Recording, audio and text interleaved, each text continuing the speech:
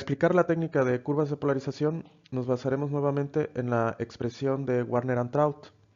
Si nosotros polarizamos a un potencial alejado del potencial de corrosión en sentido catódico, la contribución de la reacción anódica sería despreciable, por lo que únicamente nos quedaríamos con este término de la ecuación, que corresponde al proceso catódico.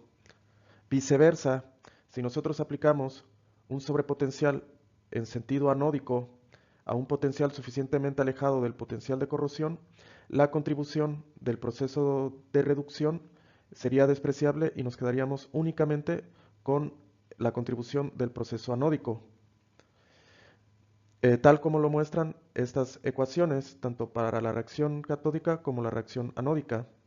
Sabemos que para expresar una función exponencial en la forma de la ecuación de una recta, podemos aplicar el logaritmo natural o logaritmo base 10 a ambos términos de la ecuación. Realizando este tratamiento matemático, obtendremos estas ecuaciones que tienen la forma de una línea recta, las cuales se conocen como ecuaciones o rectas de Tafel, que no es más que la relación lineal entre el sobrepotencial y el logaritmo de la corriente medida. Experimentalmente, así es como se vería una curva de polarización, en donde podemos observar que en un gráfico sobrepotencial versus logaritmo de la corriente, en las zonas alejadas del potencial de corrosión podemos determinar porciones lineales, las cuales se conocen como zonas tafelianas, las cuales pueden ser descritas por las ecuaciones mostradas en la diapositiva anterior. En esta porción es donde se pueden trazar las rectas de Tafel, las cuales tienen asociadas pendientes tanto anódica como catódica, los cuales nos pueden proporcionar información sobre el mecanismo de las reacciones electroquímicas. Por ejemplo, cuando el valor de la pendiente tiene un valor aproximado de 120 milivolts, el proceso catódico o anódico suele estar controlado por transferencia de carga, es decir, que la etapa más lenta del proceso de corrosión es el intercambio de electrones entre el metal y la especie a reducir. La intersección de la recta anódica y la recta catódica en el potencial de corrosión, en este punto de intersección podemos encontrar la densidad de corriente de corrosión. A este método gráfico se le conoce como extrapolación de Tafel.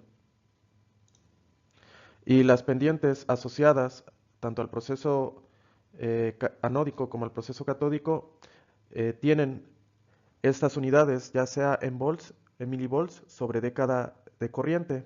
Es decir, se recomienda que esta porción lineal abarque al menos una década de corriente, una década logarítmica. Lo ideal sería que las curvas de polarización que nosotros obtuviéramos experimentalmente tuvieran bien definidas estas porciones lineales. Sin embargo, en la realidad no siempre sucede de esta manera. Se tienen ciertas limitaciones, como en el ejemplo que les muestro a continuación. Vemos que hay zonas en donde no se ve o no se puede distinguir exactamente qué porción podemos nosotros tomar para trazar estas rectas de Tafel. Y es por esta situación que se pueden tomar algunos puntos o recomendaciones para poder trazar estas rectas de Tafel. El primer punto a considerar es que la extrapolación debe comenzar después de los 50 a 100 milivolts con respecto al potencial de corrosión, debido a que a esos sobrepotenciales se considera que ya sea el proceso catódico o el proceso anódico contribuyen a casi el 100% de la corriente medida. La segunda consideración es que em, esta pendiente debe de abarcar al menos una década de corriente y al menos una de las ramas debe mostrar una zona tafeliana. Para este ejemplo, em, la zona tafeliana o la zona más definida sería en la rama catódica y aproximadamente trazaríamos nuestras rectas de esta manera, aunque como pueden observar no podemos cubrir el segundo punto de abarcar al menos una década de corriente. ¿Y por qué es que ocurren este comportamiento no ideal de las curvas de polarización? Esto es debido a que el proceso de corrosión puede estar influido en la interfase por procesos de difusión o transferencia de masa, en la cual la especie a reducir esté en concentraciones limitadas y el paso más lento sea el transporte o la difusión de la especie desde el seno de la solución hacia la superficie del electrodo, lo que ocurre típicamente en el caso de la reducción del oxígeno disuelto, ya que en la solución el oxígeno disuelto suele estar en concentraciones aproximadamente entre 8 y 10 partes por millón.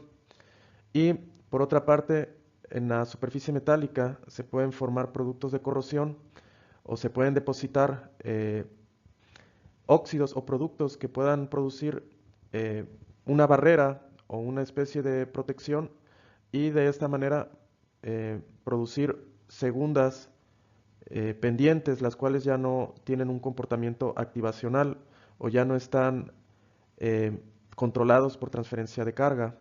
En, en estos casos se considera determinar nuestra densidad de corriente de corrosión con al menos una de las dos ramas, la que tenga un mayor comportamiento activacional. Y bueno, ¿cómo es que nosotros realizamos estas técnicas electroquímicas? Pues para eso necesitamos de un equipo, de un instrumento que nos ayude a controlar el potencial que nosotros estamos aplicando. A este dispositivo se le conoce como potenciostato y necesitaremos una celda electroquímica, la cual está compuesta por nuestro material que vamos a estudiar, conocido como electrodo de trabajo, que puede ser acero, aluminio, cobre o cualquier aleación en específico que deseamos estudiar y determinar su velocidad de corrosión. Necesitamos de un electrodo de referencia, como puede ser el electrodo de plata cloruro de plata o el electrodo de calomel saturado, recordando que el electrodo de referencia tiene la característica de tener en su interior un sistema electroquímico en equilibrio, el cual le permite tener un potencial estable al cual podemos comparar nuestro electrodo de trabajo. Y con el fin de cerrar nuestro circuito, requerimos de un electrodo auxiliar o electrodo contador que puede ser, o más bien debe ser, un electrodo inerte como platino o grafito.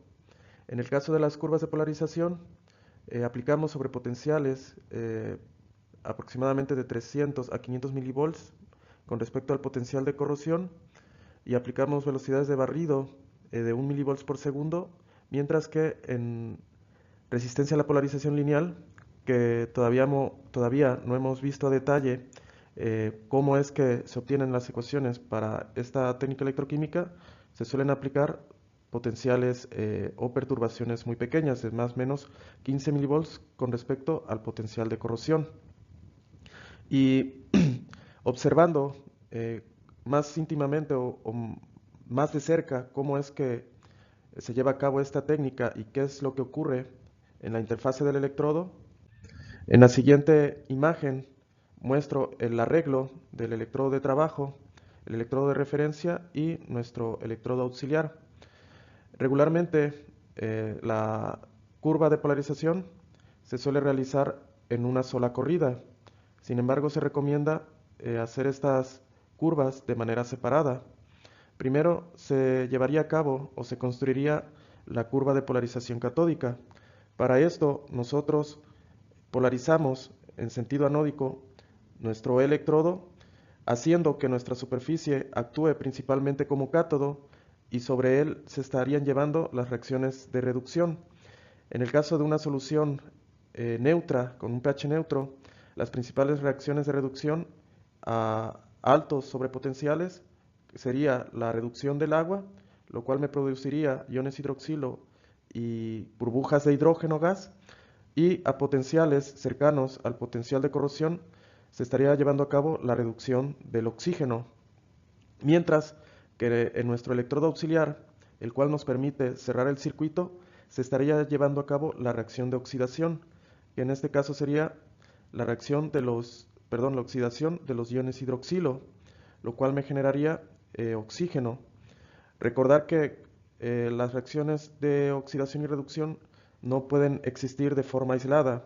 En el momento en el que ocurre una reacción de oxidación, en algún otro sitio se debe llevar a cabo una reacción de reducción y viceversa. Una vez que se obtiene la curva de polarización catódica, procederemos a favorecer la reacción de oxidación. En este caso, nuestro electrodo de trabajo actuaría como ánodo y se estaría degradando o se estaría acelerando la destrucción de nuestro material. Y en el caso de un acero o de hierro, esta sería la principal reacción anódica, ¿sí? La liberación de los cationes metálicos, mientras que en nuestro electrodo auxiliar se estaría llevando a cabo las reacciones de reducción. Esto en función del pH de la solución. Y bien, como resumen, las principales ventajas de la técnica de curvas de polarización, además de obtener gráficamente nuestra densidad de corriente de corrosión, la cual es un parámetro que está relacionado directamente o es directamente proporcional con la velocidad de corrosión, podemos obtener información mecanística del proceso de corrosión, tanto para la reacción anódica como la reacción catódica. A su vez, podemos observar el comportamiento de nuestras reacciones en regiones del potencial alejadas al potencial de corrosión. Por ejemplo, en materiales que tienen la capacidad de pasivarse, podemos estudiar en qué punto se pasiva nuestro material y también, en el caso de la reacción catódica, la influencia que tiene el proceso de transferencia de masa o transporte de masa en la reacción de reducción. Entre las desventajas tenemos que esta técnica es destructiva. Una vez que se lleva a cabo, no se puede llevar o no se puede realizar otra técnica de curvas de polarización. Se tendría que nuevamente preparar nuestro electrodo de trabajo mediante desbaste manual, preparar la superficie y volver a correr en otra solución la prueba de curvas de polarización. Y por último, la principal desventaja es que en muchos sistemas de corrosión la región tafeliana no es tan evidente, no se puede observar una zona lineal, por lo que cuesta un poco de trabajo determinar eh, la densidad de corriente de corrosión trazando estas rectas de Tafel.